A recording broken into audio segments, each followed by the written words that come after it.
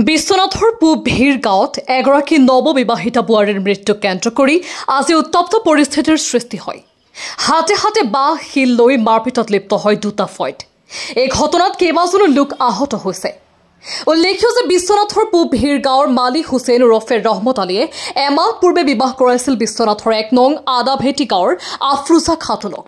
কিন্তু আজি নৱবিবাহিত আফৰোজা খাতুনৰ ডিঙিত ৰেপি থোৱা অৱস্থাত ৰহস্যজনকভাৱে মৃতদেহ উদ্ধাৰ হয় স্বামী গৃহৰ পাকঘৰত। এই ঘটনাত আফৰোজা খাতুনৰ পৰিয়ালে বেলেগৰ মুখেৰে জানিব পাৰি মালিক হুছেইনৰ ঘৰত উপস্থিত হোৱাৰ লগে লগে এক উত্তপ্ত পৰিস্থিতিৰ সৃষ্টি হয়।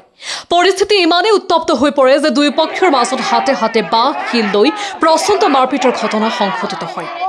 বিশ্বনাথ জিলাৰ উচ্চপদস্থ আৰক্ষী বিষয়াসহ আৰক্ষীৰ বৃহৎ দলে উপস্থিত হৈ বহু সময় বুজি পৰিস্থিতি নিয়ন্ত্ৰণ কৰে যদিও চেপা উত্তেজনা অব্যাহত আছে।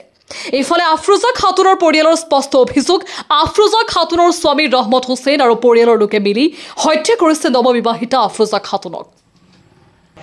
ইতিমধ্যে বিশ্বনাথ আৰক্ষী স্বামী ৰহমত আলী আৰু পিতৃ মফেল আলী আৰু মাতৃ ফজিতন নেছাক আটক কৰিছে। লগতে দণ্ডাধীশ উপস্থিত হৈ আফৰোজা খাতুনৰ মৃতদেহ উদ্ধাৰ কৰি মৰণোত্তৰ পৰীক্ষাৰ বাবে প্ৰেৰণ কৰিছে। স্থানীয় লোক তথা আমচুৰ দাবী, এই ঘটনাৰ চিবিআই তদন্ত কৰি দোষী কঠোৰতকৈ কঠোৰ শাস্তি প্ৰদান কৰাৰ লগতে মৃত আফৰোজা খাতুনৰ মৰণোত্তৰ পৰীক্ষাৰ সম্পূৰ্ণ ভিডিঅ' ৰাজহুৱা কৰিবলৈ দাবী জনায়। News desk report, news 7 Assam.